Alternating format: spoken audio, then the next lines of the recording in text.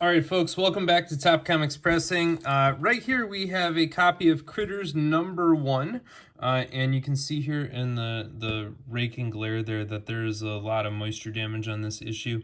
You can see this on the back cover as well, so if you look down in this area particularly, you can kind of see these big, large ripples. And you can confirm that moisture damage exposure by looking at the staples. So that one is rusted.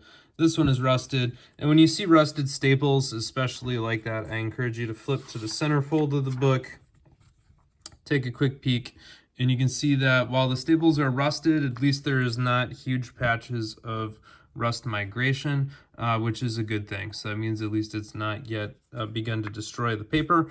So keeping this book in a dry environment is going to be critical to keeping it healthy for a long time. Now, for those of you that are fans of the character Usagi Yojimbo, you will recognize this as the first appearance of Gen, who appears here on the opening splash page. And Gen becomes a reoccurring character in the series and one of many fan favorites of that character. So this one is a minor key issue for those of you who like collecting alt comics from the 1980s. And thankfully I have a copy of this in my personal collection. Now, one thing one could do is give this a press and hope that these big waves will come on out. But I think that is going to be pretty hard to get out of a book like this just from a regular press. And so I'm going to try to loosen it up here with a little bit of an ironing ahead of time. So here is a nice sheet of my parchment paper, and I have a pre-wetted cotton round here. And I'm basically going to do the same thing I would do for a corner bend here, but I'm going to try to do it over a much larger swath of the cover. And I'm going to try to do it with a little bit less humidity. So this is the up and up parchment paper. For those of you that have seen the videos before, same product, nothing new there. And I just cut it out. This is just a regular cotton round, and I've dabbed it here with distilled water, so nothing too crazy there. One thing I forgot here, which is important, is to really support those staples if you're going to do the whole book. And so I want to take this magazine backer board and put that at the center fold to make sure that I'm not causing imprints from the staples. So that little bit of thickness there in the middle is going to help, make sure that when I push down on that part of the book, I'm not putting a staple indent coming out at the camera. So there's an important piece there. All right, and I'm just going to give this a little bit more moisture here from the cotton round. And again, you don't want to see pooling water when you do this. And I'll show you a trick here in a minute if you don't like doing the kind of rubbing method where you can get a little bit better result. Or perhaps a little bit smoother result. So here I have my Hanger 9 tacking iron. It's preheated, it's a little toasty. I've got it somewhere between 1.5 and 2, and that'll be a good range for this. You certainly don't want to overdo it. And I'm going to try to go across those ripples.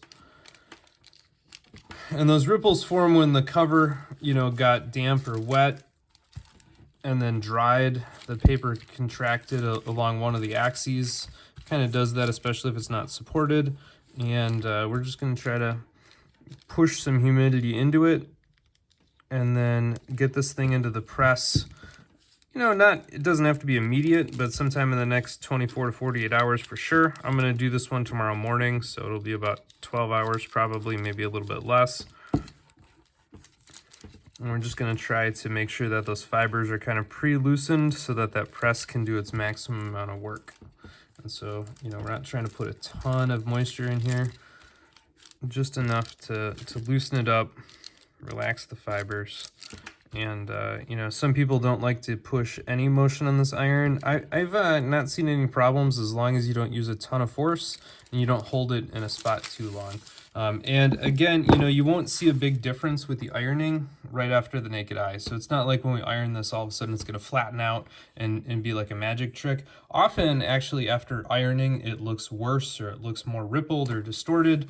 And it's really only after it goes into the press where you get to see some of the great results. All right, I'm going to slide this off here for a second. This is a trick that I've developed here. So if I've got my parchment paper and this is a mister bottle here with water, and what you can kind of do is just gently mist the whole sheet. And you want to be real careful with it. Obviously, if you pool anything, you're gonna have a problem. Sometimes I'll do this on a paper towel off camera, but I just kind of wanted to show it to you on camera. Now you can't use this right away. So if you look at it really close in the reflection there, you can see some of the water kind of beating up on the surface. So like right here, there's some water beating up right there. Yep. So what I want to do is give it, you know, maybe 20 or 30 seconds to just kind of absorb as much as I can. And then that'll make the whole thing a little wrinkly. And then what we're gonna do is wipe it off here with a dry cotton round. And again, I just, you know, I live next to a Target, so I have Target brand pretty much everything, but it doesn't really matter. Cotton rounds do, by the way, come in both cotton rounds and then they have makeup removing pads. And the difference is on the cotton rounds, this side looks a little bit softer. On some of the makeup ones, there's much more jagged pattern driven into them. I don't like those. I like these, but you know, it's not really a big deal. All right, so some of that water has absorbed in now, and this thing definitely feels a lot more limp, and you can kind of see it in the wrinkles, but if you look, you can still see that water pooling on top. And so what we want to do is just dry off some of that water, just to make sure we're not going to have that, you know, kind of hanging out.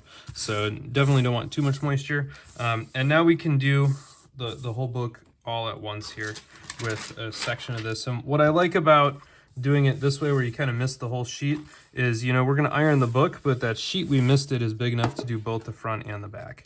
So that's kind of cool. It saves you a little bit of time. And I want to watch the leading edge of this iron. So in this case, the right edge of it, to make sure that that parchment isn't pooling up.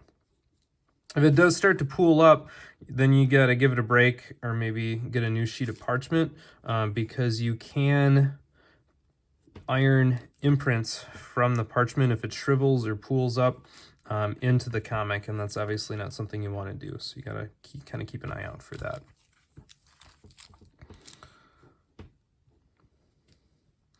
And again, you don't need a lot of force. There's no reason to put a ton of downward pressure on this. We're just kind of making the slow, gentle motions. And what I thought was a ripple there was actually just the stone pattern on the cover.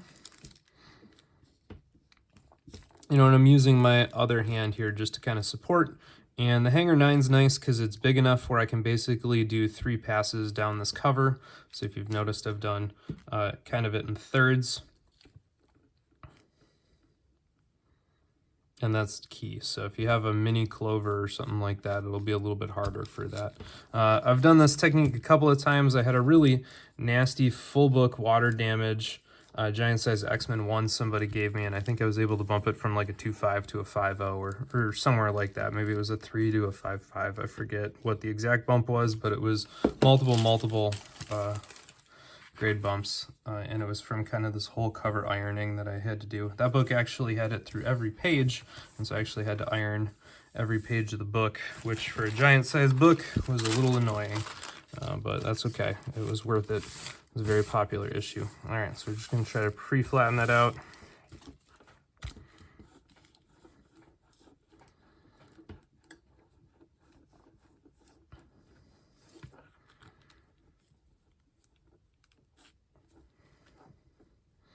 And the rocking is just so I have like a nice slow motion. You know, if you can do it smooth, go for it smooth. My wrist doesn't quite work that way, so I have a little bit of a rock to it here. But the important thing is, you know, 3 to 4 pounds of downward pressure, not a lot, just enough. And then just, you know, make sure that you feel that trail. And you definitely can tell that the parchment's drying out as you're doing this. So if you compare the, you know, kind of feel it had initially to what it kind of feels like now, very, very different.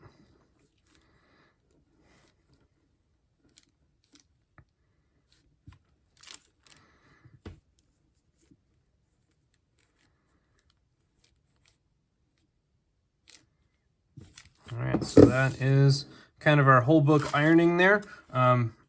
you know, nothing too crazy. Again, it might look a little bit better, it might look a little bit worse, but definitely you can tell that from the kind of curl up here that the cover's got, that it has some of its fibers relaxed and that it has absorbed some of the moisture. So if you don't press that out, this would be what CGC would call butterflying. So we'll have to check for that when we're out of the press. But all in all, I think it'll look pretty good. So stay tuned. You know, this thing will get in the press tomorrow morning, and then we'll check it on out. All right, here we are, folks, back with this copy of Critters #1 that we just ironed out a little bit beforehand. What I want to do while I'm supporting this with the backer board that's kind of in the centerfold is just gently take you down the spine with that glare. And you can see it is very, very flattened out. There might be a little bit of a ripple right there, kind of parallel to Spot's head that you can see, but for the most part, this is definitely smoothed out quite considerably from what it looked like before. And if we flip it on over here, we can see the same thing on the back. So in the glare there, you know, this all looks quite nice. And, you know, it's definitely, especially down back in here, where we had those really deep recesses, it's very much so flattened out, and it's nice and smooth as I run my finger over it. So that's really awesome. One thing I wanted to point out is that these books from Fantagraphics as well as from Mirage, they have a problem where the staples are slightly too small, and so you have to be really careful with your stacking layers. So you can see here, I haven't really recessed the staple because you can still see it from the front, but it's definitely, you know, starting to get to that point where it's thinking about recessing. And the reason for that is those staples are too small for the thickness of this comic book. And that's true for both the Fantagraphics, but also the Mirage books. And so instead of using a sheet of 65-pound cardstock underneath the cover when pressing these, I use a single sheet of printer paper. I do still use the backer board at the centerfold though. And so that is just to reduce the thickness of that stack a little bit so that the cover doesn't have to stretch as far over to get around a thicker stack. So there you go. That was a pretty intense ironing and a pretty intense bout of whole book water damage that we seem to have alleviated almost entirely from this copy of Critters #1. Very happy with how this turned out. If you like it and dig it, please go ahead and leave a thumbs up on the video, and also click that all-important subscribe button, which is down here somewhere. So please go ahead and do that. I really appreciate it, and it helps encourage me to keep providing videos here. So please go ahead and subscribe and stay tuned for another video. All right, everybody, here's one final look at this copy of Critters #1. I did end up giving it a second press because under the sharp glare of the light, I could see a little bit of wrinkling and waving up here. But it was just a straight standard press. I didn't do any more ironing. And as far as I can tell, the little bit of distortion of light right about here is all that's left of that really heavy full book water damage. So you can kind of see it right there. And I'm just going to leave that. It's not going to affect the grade above about a 9.492. And with the staple rust, we're probably looking at about an 8.5 here on this book anyway. And so, you know, one could, if you really wanted to overdo it, you could look at ironing it and pressing it again. But with the staple size on these 80s alt books, you know, I think pressing them risks sinking a staple more than it's worth to deal with that incredibly minor distortion of light that's really only obvious, I think, right about there. So, you know, looking at it straight on in the glare, it looks really good.